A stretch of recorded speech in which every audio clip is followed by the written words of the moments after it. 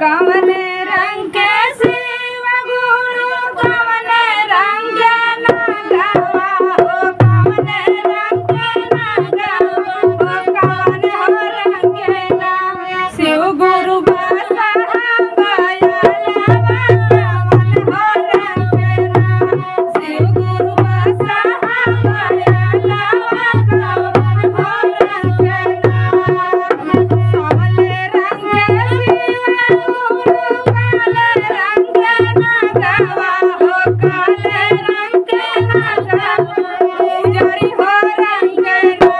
हो उजरी